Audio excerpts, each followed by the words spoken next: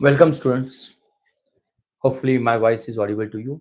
If voice is audible, please mention in chat box yes or no. According to that, we're going to go ahead. Am I audible to you? If yes, very good, very good. Hopefully, I'm audible to you. Uh, as we mentioned in this sessions, this is a live sessions, and name of the session is decoding the psychology as a optional subject. Most of the students UPSC MPSC या जो भी state की exams आती है, अभी main की exam की बात आती है तो सब्जेक्टिव सब्जेक्ट होता है for the most of the state service civil service की अगर हम बात कर लेते हैं तो बिगेस्ट क्वेश्चन यही आता है कि यार अगर मुझे कोई ऑप्शनल सब्जेक्ट चूज करना है तो which are the best optional subject. आज इसी वीडियो के माध्यम से हम चर्चा करेंगे अगर साइकोलॉजी आपके मन में है कि should I go with the psychology as optional subject or on which parameter I should avoid the psychology as a subject. This is the sessions where we're going to discuss about the decoding of a psychology.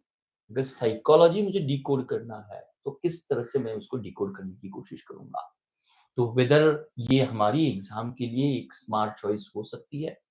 This is the first point. कुछ gambling हो सकता है या risk हो सकता है।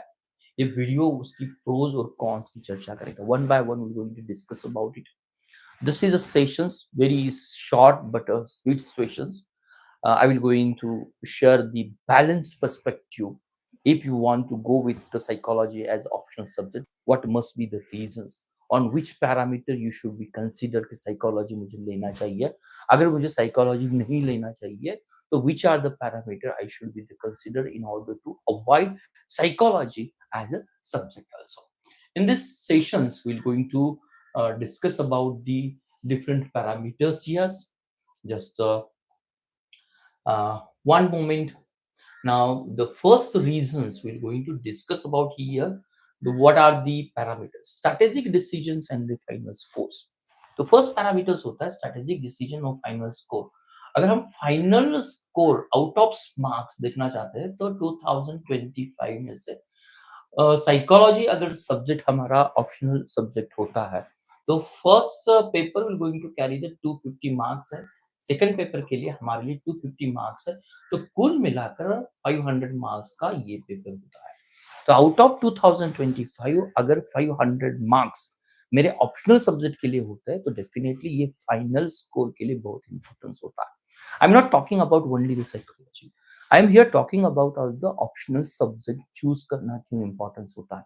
इसीलिए optional subject choose करना आपको क्यों टाइम देना चाहिए। The first reason because this is a strategic decision from your angle, क्योंकि ऑप्शनल सब्जेक्ट के मार्क्स आपके फाइनल स्कोर में वेदर यू आर सिलेक्टेड और नॉट सिलेक्टेड इस कैटेगरी में आता है। नेक्स्ट डिसीजन होता है पॉपुलर चॉइस होना चाहिए। पॉपुलर चॉइस का मतलब क्या होता है? पॉपुलर चॉइस का मतलब होता है कि अगर कंपैरेटिवली बाकी अगर मैं सोशल साइंस से सब्जेक्ट लेना चाहता हूँ, मे बी हिस्ट्री हो सकती है या ज्योग्राफी हो सकता है, पॉलिटिकल साइंस हो सकता है, पब्लिक एडमिनिस्ट्रेशन हो सकता है, तो comparatively academic non science and non science दोनों भी साइंस और नॉन साइंस एकेडमिक स्टूडेंट्स के लिए ये पॉपुलर चॉइस है। इस वीडियो में आपके साथ कुछ स्टैटिक्स भी मैं पेश करूंगा कि ये स्टैटिक्स पॉपुलर चॉइस क्यों है, though it is variable from the student to student.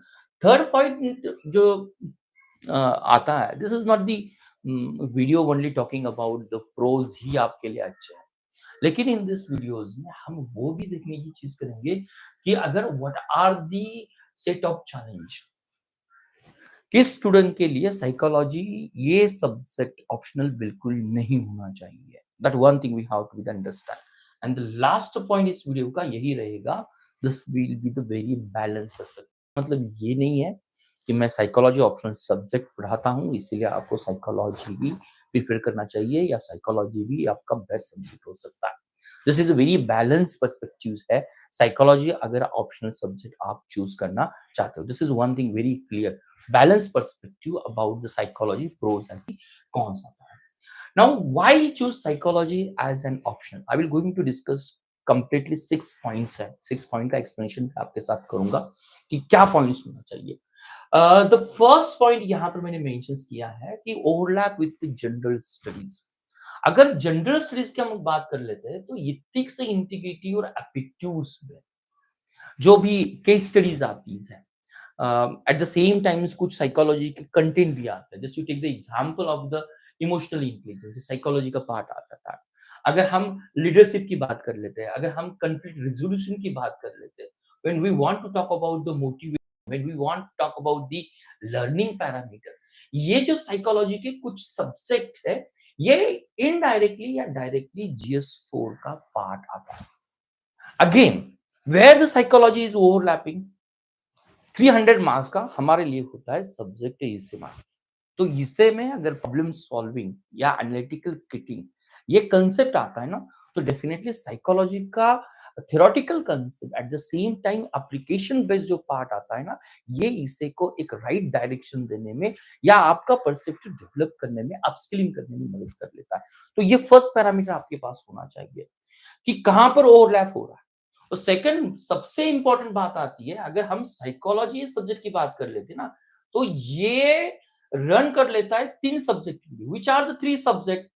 तो फर्स्ट सब्जेक्ट आता है, इट इज द ओरिजिनल, या हम उसे कहेंगे कि ये प्योर साइंस सब्जेक्ट है। प्योर साइंस सब्जेक्ट का मतलब होता है it is related with the medical science, या हम उसे कहेंगे कि this is a subject which is related with the life balance, कुछ उसके पोर्शंस है। सेकंड सब्जेक्ट आता है कि यहाँ पर कुछ पोर्शंस होते हैं which is related with the social science के कुछ पॉइंट्स इसमें जरूर कवर करता है। मैं मोस्टली हम कहेंगे साइकोलॉजी का जो सेकंड पार्ट आता है ना, एप्लीकेशन बेस्ड क्वेश्चंस होते हैं, जो करंट अफेयर्स में जो होता है उसके बेस्ट क्वेश्चंस आपको एग्जाम में आते हैं। तो सोशल साइंस पेपर के लिए जो हमारे लिए पेपर हो जाता है, जीएस के लिए पेपर हो जाता है, तो this paper will be in GS 3 के लिए आपका कुछ कंसेप्ट साइकोलॉजी का उस पर ओवरलैप हो सकता है।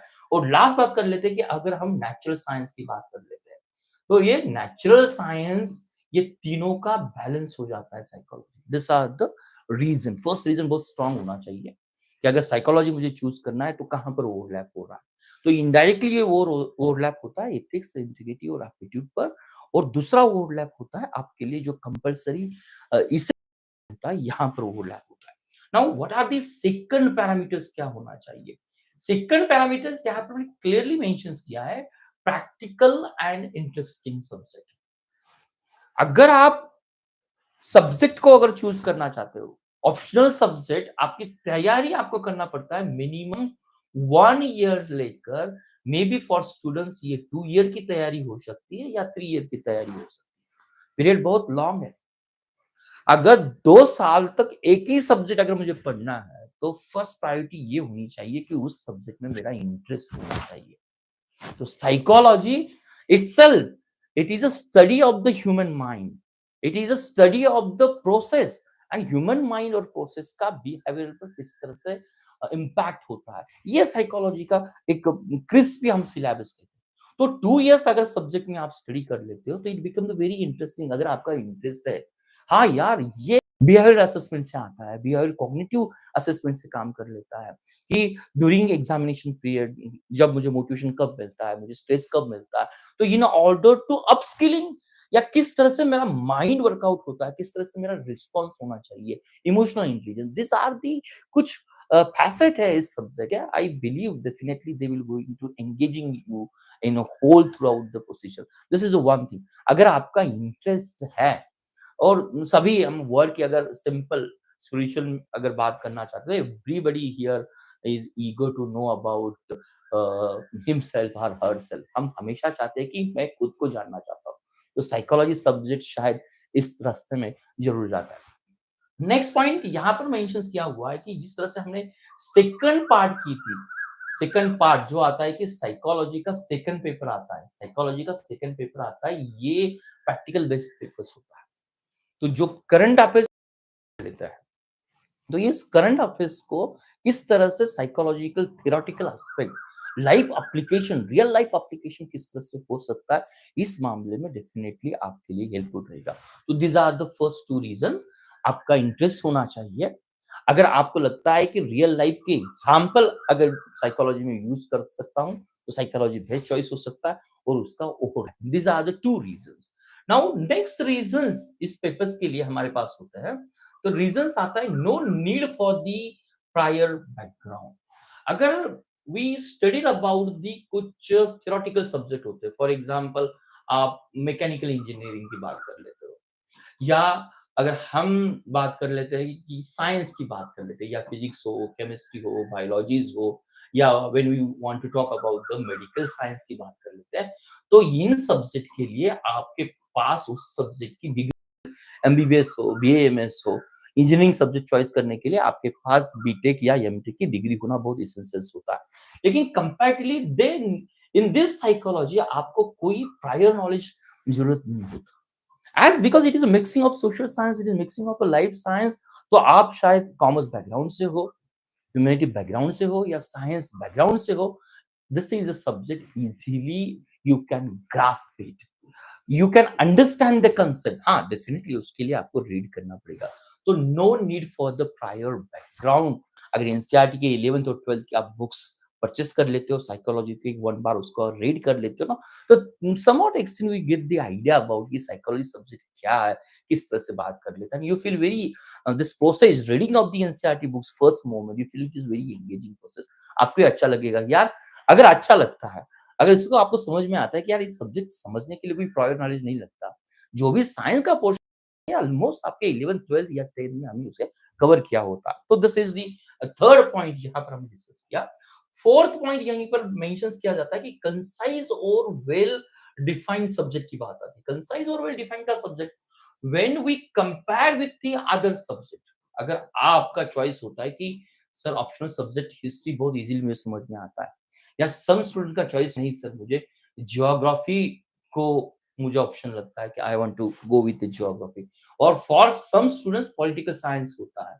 तो ये कंपैरेटिवली बाकी सब्जेक्ट से, मैं ये नहीं कहूंगा कि history is not the good choice है, हर एक का अलग अलग चॉइस होता है, but when we compare with the other social science subject, comparatively science का सब्जेक्ट एक स्ट्रक्चरल सब्जेक्ट है, एक डिफाइंड सब्जेक्ट है। When we compare with the other subject, अगर कंसाइज सब्जेक्ट है, तो comparatively with other optional subject, ये एक वन चांस हो सकता है कि आप इससे अगर कॉन्सेंट्रेटली, अगर टाइम मैनेजमेंट के साथ कवर करना चाहते हैं, तो definitely you could cover the subject in a very time bound manner. This are the fourth reason. Structure syllabus है, स्ट्रक्चर सिलेबस है तो साइंटिफिक सिलेबस है, तो डायग्राम्स आती है, फ्लो चार्ट आता है।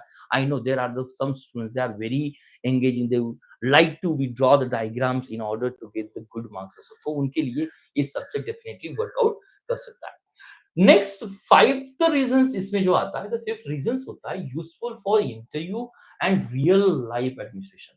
मुझे पूरी उम्मीद है आप एग्जाम कंप्लीट करने के बाद, उसको क्रैक करने के बाद, you will be going to work as administrator के रूप में आप काम करोगे, you will going to work as the bureaucrats के रूप में काम करोगे। अगर एडमिनिस्ट्रेटिव काम करना है, ब्यूरोक्रेट्स काम करना है, तो डेफिनेटली आपका अल्टीमेट जो क्लाइंट होगा, टारगेट एरियाज होगा, यू हैव टू प्लेस और you have to fulfil government policy for the benefit of the for the people. तो अगर पीपल के साथ, लोगों के साथ आपका हमेशा अंदाज रहेगा, आपका हमेशा लगाव रहेगा, इंटरेक्शन रहेगा, तो definitely this subject will going to helpful in order to give the real life administration. कि जीएस2 का जो पार्ट आ जाता है, गवर्नेंस का पार्ट आ जाता है, तो सम ऑफ एक्सटेंट गवर्नेंस के जो भी लास्ट 4 टू 5 इयर्स का क्वेश्चंस पेपर देखते हैं ना, this is very apply based questions paper. तो यहाँ पर हम इस सब्जेक्ट को यूज कर सकते हैं। यूजफुल फॉर द इंटरव्यू, अगर आपकी इंटरव्यू में आपको हमेशा यही क्वेश्चन दिए जाते हैं कि केस स्टडीज आपके साथ प्रस्तुत की जाती है, how you are going to behave in that situation. चाहे वो स्ट्रेस मैनेजमेंट की सिचुएशन हो सकती है, चाहे वो आपका ऑफिस पॉलिटिक्स में कंफ्लिक्ट रिजोल्यूशन हो सकता है। तो psychological students know how to better handle such type of the situation. तो वन ऑफ द, ये फिफ्थ पैरामीटर्स है, आप इस पैरामीटर्स को इंटरव्यू के लिए, रियल लाइफ एडमिनिस्ट्रेटिव के लिए psychology one of the choice हो सकता है। नेक्स्ट और सिक्स्थ लास्ट रीजन आता है कि स्कोरिंग पोटेंशियल उसका क्या है। हाँ, डेफिनेटली यहाँ पर मैंने क्लियर मेंशन किया है कि साइकोलॉजी सब्जेक्ट सबके लिए स्कोरिंग नहीं है। आउट ऑफ द 500 मार्क्स, मुझे पूरी उम्मीद है there are the some students है, ये टॉपर स्टूडेंट्स की मैं बात कर लेता हूँ, कि they get the marks more than the 340 plus उनको मार्क्स मिलते हैं। और एवरेज स्टूडेंट्स की बात कर लेते हैं ना, तो definitely there are this is a trend to get averagely 300 marks. क्यों? यहाँ पर पोटेंशियल, स्कोरिंग पोटेंशियल का मीनिंग क्या होता है? स्कोरिंग पोटेंशियल आपको कब मिलता है? एग्जामिनर आपको मार्क्स, फुल मार्क्स कब देता है? अगर आपके आंसर्स करेक्ट हो, राइट हो, आपका आंसर्स परफेक्ट हो। तो यहाँ जो बैकग्राउंड आ जाता है, it is somewhat extend with the scientific background होता है, कुछ टॉपिक्स होते हैं वो related with the life science. तो there are the chances. Diagrams है, फ्लो डायग्राम्स निकालना, कंसेप्ट आपको जो भी समझ में आता है, अगर you will going to use the same concept with the diagrams, with the flow diagrams, with the flow chart, तो डेफिनेटली ये कुछ स्टूडेंट्स के लिए एक स्कोरिंग पोटेंशियल हो सकता है। तो दीज आर दी 6 रीजंस अगर आपके पास है तो साइकोलॉजी यू कुड थिंक कि ये मेरे लिए चॉइस होनी चाहिए as a optional subject. Next point आता है कि you just go through this chart. If you go through this chart is clearly mentions this is optional subject. Now, right now we have including the 46 subject आपके पास आ जाता है। कितने subject होते हैं? 46 subject. अगर मैं 46 सब्जेक्ट की बात कर लेता हूं तो आउट ऑफ 46 सब्जेक्ट का ये पूरा एक स्टैटिस्टिकल एनालिसिस है। फॉर एग्जांपल यहाँ पर देखो, दिस इज एनालिसिस, ये department of the personal training का रेफरेंस है उनका। Just first try to understand, ये 2020 का रिकॉर्ड है, स्टैटिस्टिक्स है।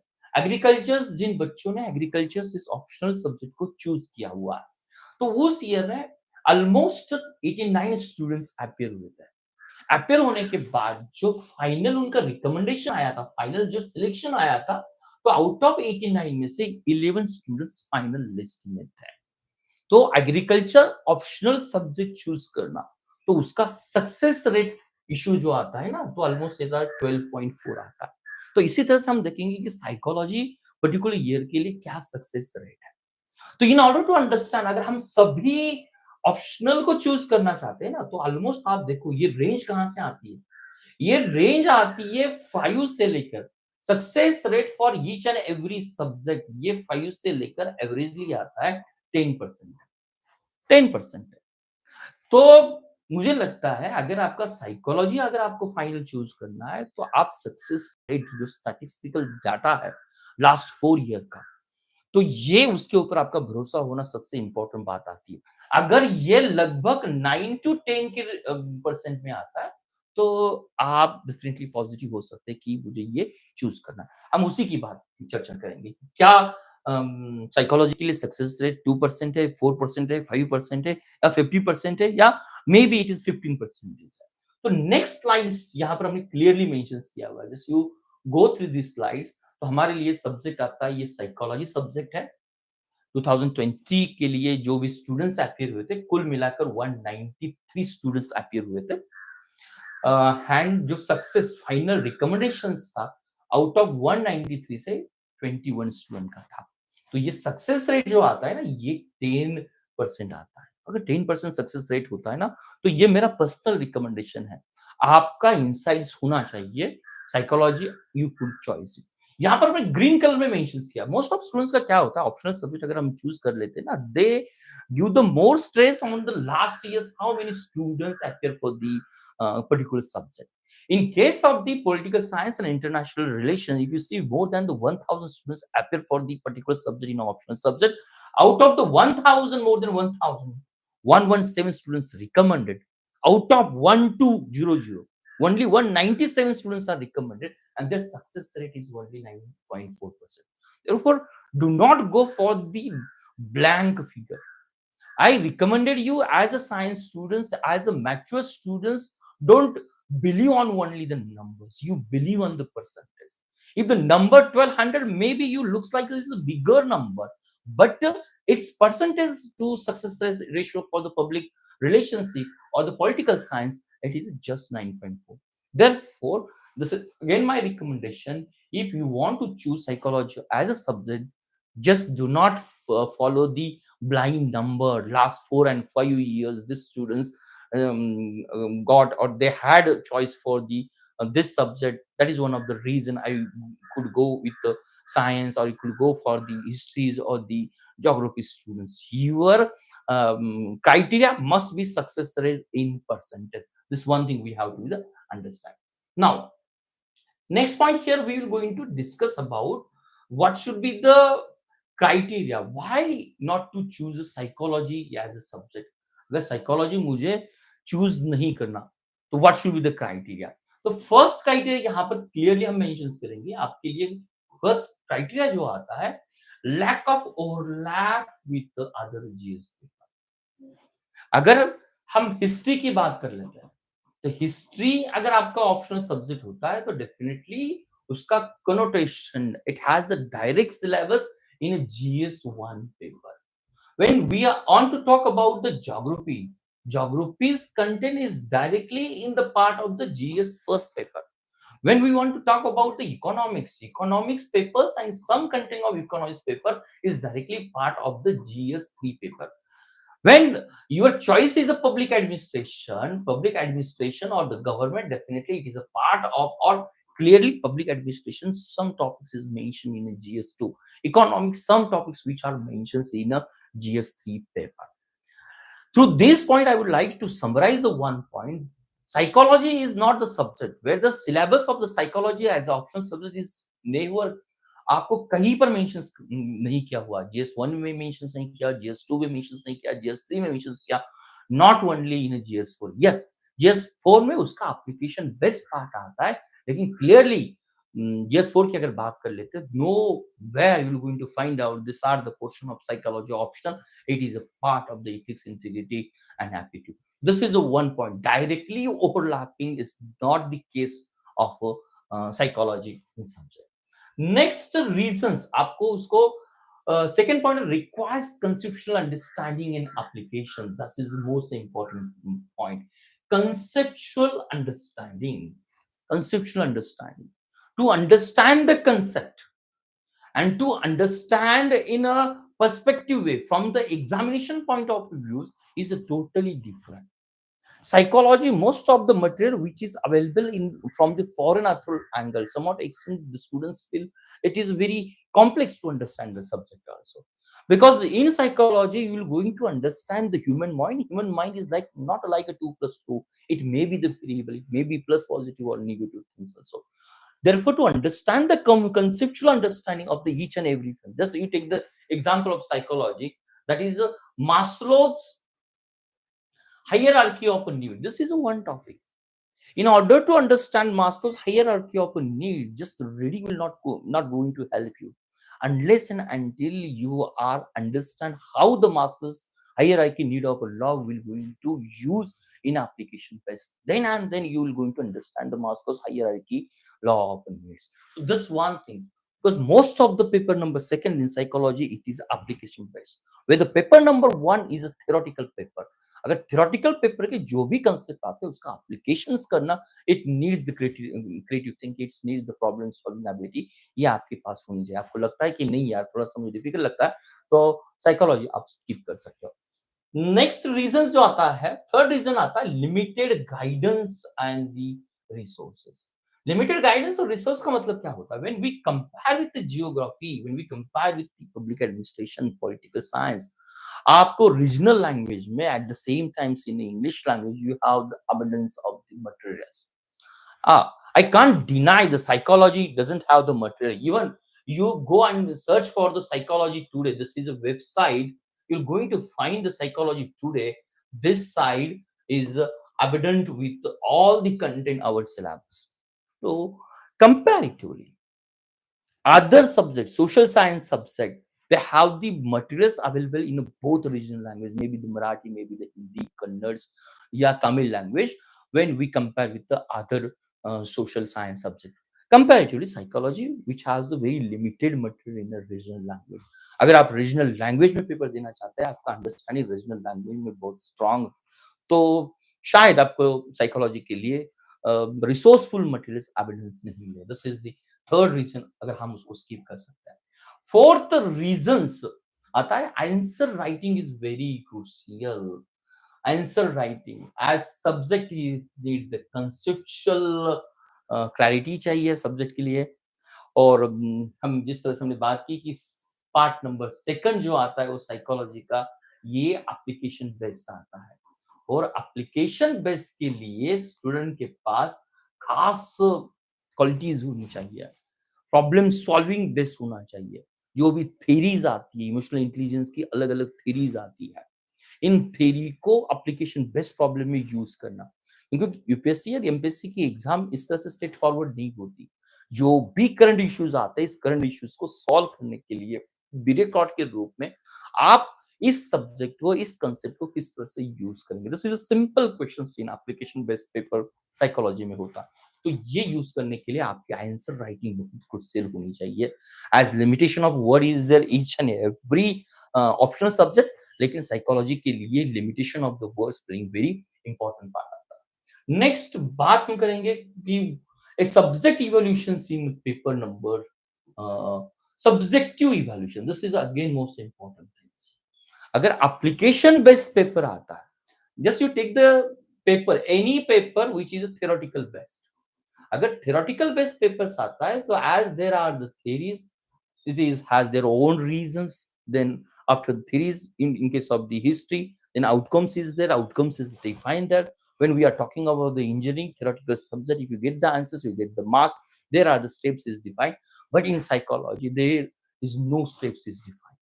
If no steps is defined, especially for the paper number 6 application based, then maybe the chances examiner will give the unpredictable marks. Some moment you feel the marks, in some years you feel the psychology got the good success rate as compared with the previous one. This is the possibilities of the psychology. Also there is subjective marking which is unpredictable for the psychology also. Second reason, recent trends in marking pyramid, just I mentioned. In 2022, success rate of psychology almost 10%. Again in 2024, success rate of psychology just 7 to 8%. Marking variability as application based paper is there, it is very very well. This thing we have to understand. Now, why should we choose the psychology? क्या positive reasons होनी चाहिए?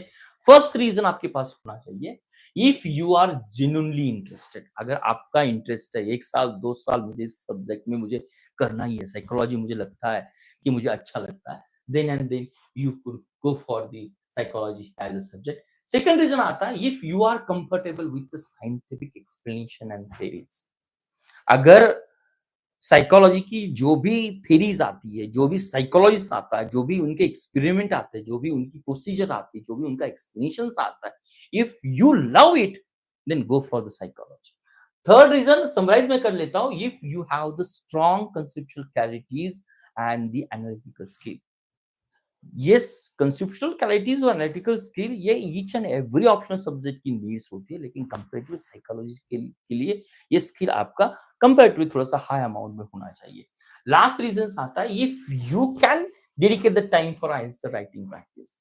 So only the reading, only the listening to view the YouTube channel will not the play um, what you expecting from psychology as an optional subject. You have to write down your answers, you have to assess your answers from the qualified teacher, and then you could consider psychology is the best subject. और last point आता है, if you have no strong alternative subject preference, अगर आपके पास कोई भी alternative subject नहीं है, तो साइकोलॉजी ये one of the best subject होता है। My dear friends, this is the conclusion part. Again, I would like to give the simple but specific note for you. Whether you want to go ahead with the psychology as you were the optional subject, or you want to avoid the psychology subject, first go through NCERT books, read the NCERT 11 12 psychology book, just have a one glimpses of the book from each and every chapter. Through the glimpses of this paper, chapters and the books, definitely your mind will go going to guess about your liking and disliking about the subject. Second thing, just go on UPSC and MPSC, not MPSC, not is there, but in UPSC side, you'll get the number of the question paper. Just analyze the question paper. And again, third point, in UPSC side, you're going to have the syllabus and explanation of the syllabus. Just go through the syllabus. There is one mind, there is one subconscious mind for each and every student. They recall, they give the one mark, or we could say give the markation. Yes, this content is definitely, it will going to give me the more interesting, or it will going to create the more problem solving skill in my mind. If these are answers, then go for the psychology as your option subject. पूरी उम्मीद है ये video आपको अच्छा लगा होगा. If you like the video, share it. Then if you have the comment, just mentions the comment in it. Hopefully in the comment session, in live stream session, will come with the some topic which is related with the examination point of view. Thank you very much.